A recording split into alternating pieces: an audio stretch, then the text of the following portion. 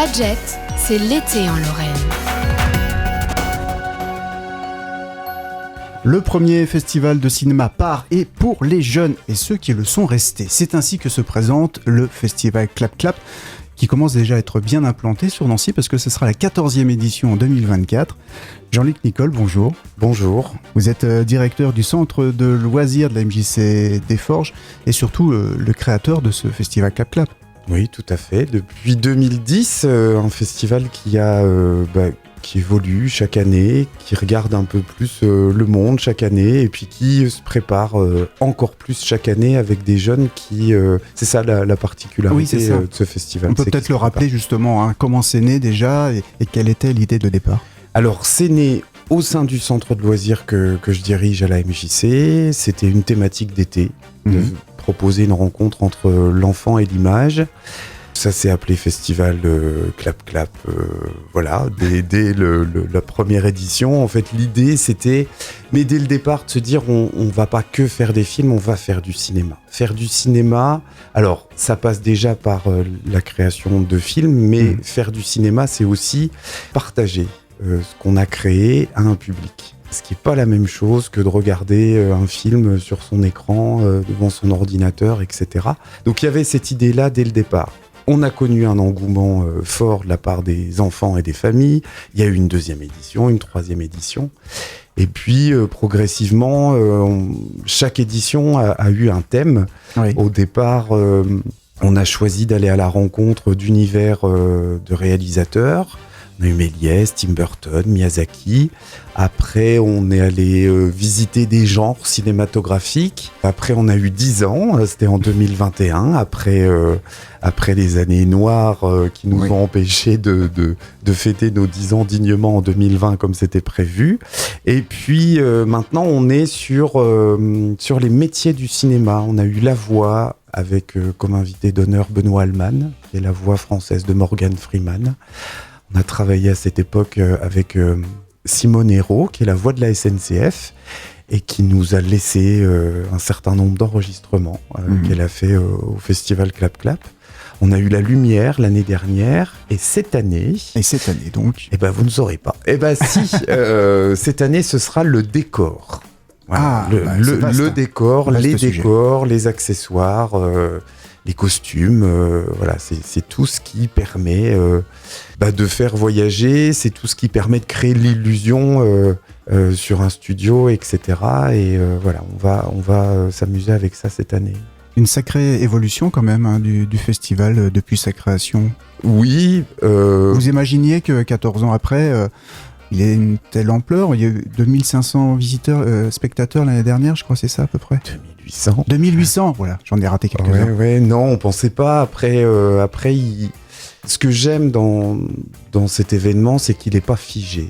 C'est que c'est un événement qui accepte aussi de se questionner chaque année.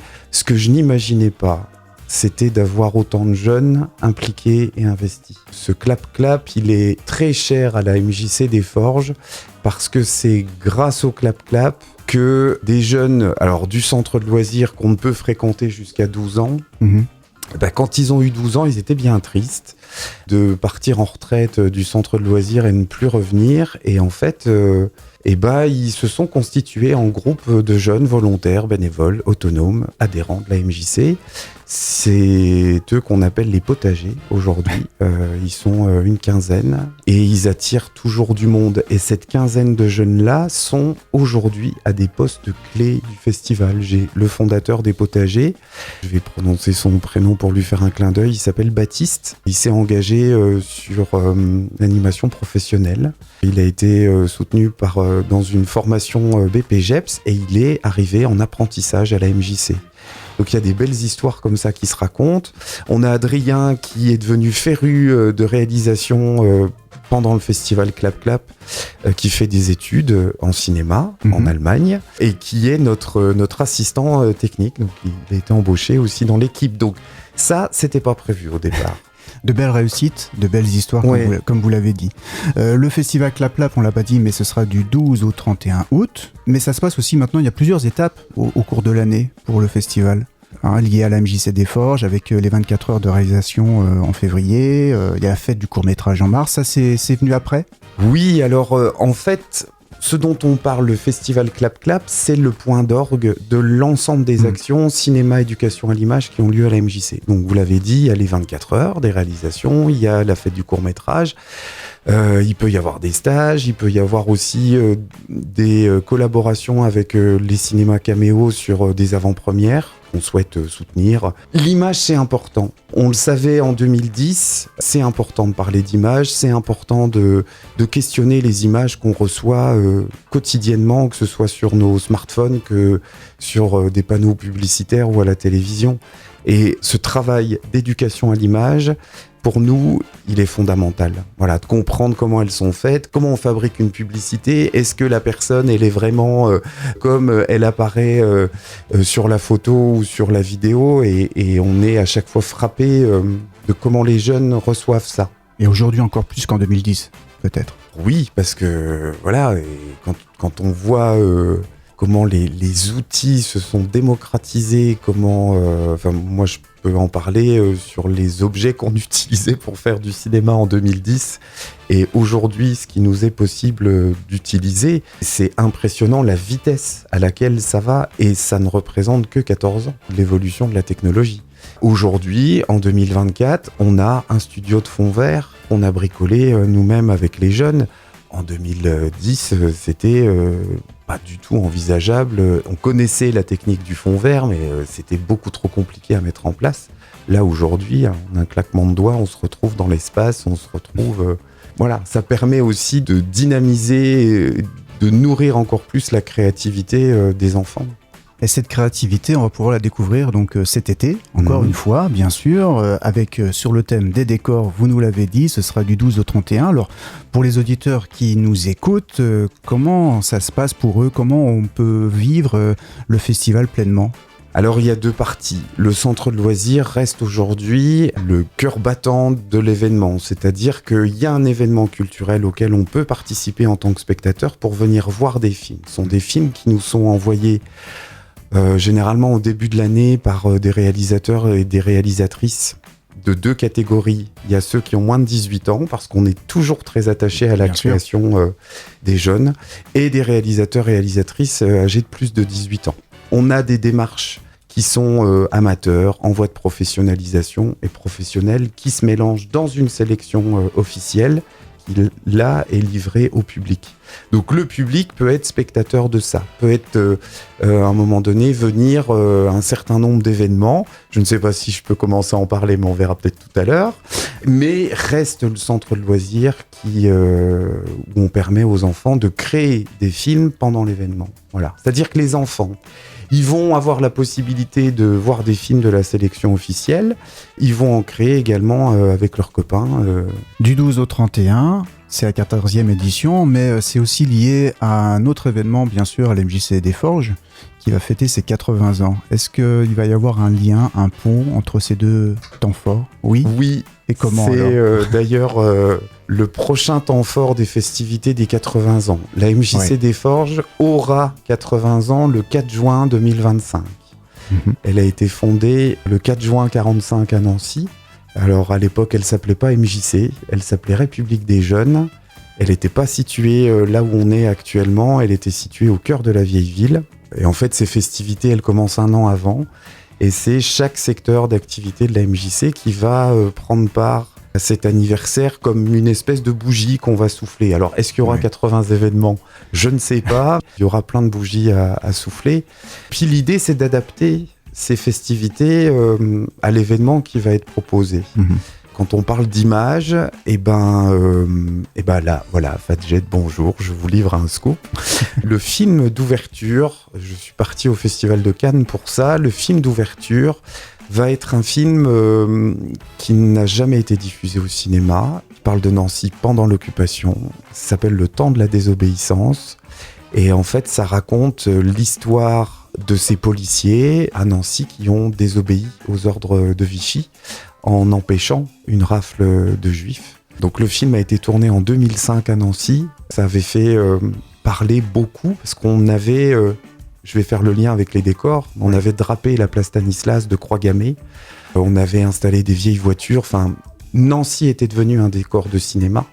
Le film, parmi les interprètes, on a Martin Lamotte qui joue dedans. Donc en fait, il n'a jamais été diffusé au cinéma parce que c'était un téléfilm. Donc c'était la télévision qui avait, qui a toujours les droits, c'est France Télévisions. Donc on a choisi ce film-là avec les jeunes parce que la MJC, elle vient de la guerre. Les républiques des jeunes, c'est les mouvements de résistance qui ont permis de remettre un petit peu les valeurs républicaines pour la jeunesse et permettre comme ça de reconstruire la France et l'avenir. Et puis ça permet aussi de questionner qu'est-ce que c'est l'engagement. Qu'est-ce que c'est l'engagement ? Est-ce que l'engagement c'est de l'obéissance obligatoirement ? Est-ce que l'engagement ça peut être aussi des fois la désobéissance ? En tout cas voilà, ce film-là, il n'est pas encore annoncé, c'est quelque chose que je vous livre. Et avant la diffusion de ce film, nous aurons les Satin Dolls Sisters. C'est un groupe de femmes. Elles viennent d'Aix-en-Provence et elles proposent un répertoire musical des années 40-50. Elles sont très très très sollicitées un petit peu partout en France parce qu'elles proposent un concert permettant un petit peu de célébrer à leur manière la libération du territoire. Eh bien voilà un beau programme, un bel anniversaire qui s'annonce. Enfin, en plus, ce sera dans les premières bougies, donc il y aura encore plein d'autres rendez-vous, j'imagine, jusque juin 2025. Mais déjà, le festival Clap Clap, ce film de temps de la désobéissance, qu'on pourra voir donc à la MJC des Forges. Ouais, on souhaite le diffuser en plein air. Bon, c'est devenu très facile pour nous d'organiser des plein air. On a l'espace qui le permet. On a la possibilité de rapatrier les gens à l'intérieur de la MJC s'il fait mauvais. C'était le cas l'année dernière. On a été beaucoup approchés par la pluie, mais ça n'a pas empêché d'accueillir plus de 2800 spectateurs. Donc ça, on a franchement de la chance de pouvoir organiser un événement dans ces conditions. Okay. Il y a un autre film qui va être diffusé. Alors, c'est un autre scoop. Rien que pour Fadjet, nous avons retrouvé complètement par hasard un documentaire qui avait été réalisé en 1975 par Roger Viry-Babel, un documentaire qui s'appelle « Les MJC ont 30 ans ». Voilà, c'était 30 ans après la création de la République des Jeunes à Nancy. Et on a eu la surprise de voir des images très très rares de ce qu'était notre MJC en 1975. Il y a énormément de gens à Nancy qui parlent de ce qu'est pour eux une MJC, de ce qu'ils y font, ce qu'ils aimeraient y faire, etc. Et ça, c'est pour moi un trésor. Nous sommes en attente des droits pour pouvoir le diffuser au public. Une belle page d'histoire donc à vivre cet été à la MJC des Forges, avec bien les films que vous avez cités. Le festival Clap Clap, 14e édition, c'est du 12 au 31 août. Bien sûr, on peut se rendre sur le site www.mjc-desforges.com. On vous suit sur les réseaux sociaux également. Et qu'est-ce qu'on peut vous souhaiter alors cet été ? Un peu de soleil déjà pour faire les films à l'extérieur. Du soleil, ce serait bien. Souhaiter que cet engouement pour cet événement soit toujours présent auprès du public. Parce que le public nous fait des retours chaque année qui sont vraiment merveilleux, qui sont très surprenants, parce que quand on parle d'un festival qui est fait par des jeunes, pour des jeunes, etc., on peut se dire est-ce que c'est pour moi qui ai 50, 60, 70 ans ? Et on a des gens qui sont très surpris et très émus de voir ce qu'ils y voient. Voilà, donc je suis... venez. Merci Jean-Luc Nicole, directeur du centre de loisirs de la MJC des Forges. Nous allons nous quitter en musique en compagnie des Satin Dolls Sisters qui seront présentes lors du festival Clap Clap cette année. Le titre « Sous le soleil de Paris ».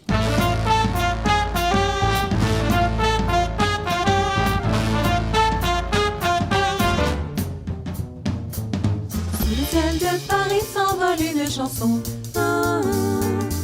Elle est née aujourd'hui dans le cœur d'un garçon.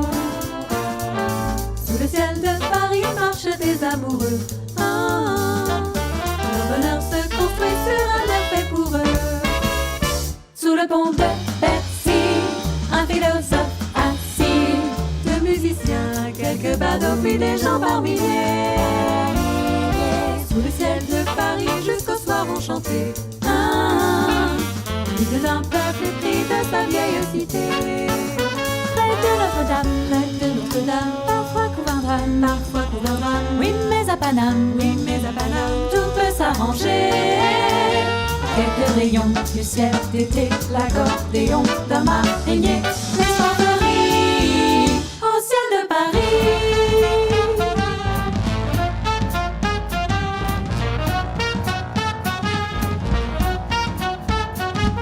Du ciel de Paris coule un fleuve joyeux, Sadoua. Il endort dans la nuit les clochards et les gueux, les clochards et les gueux. Sous le ciel de Paris, les oiseaux du bon Dieu, Sadoua, viennent du monde entier pour bavarder entre eux.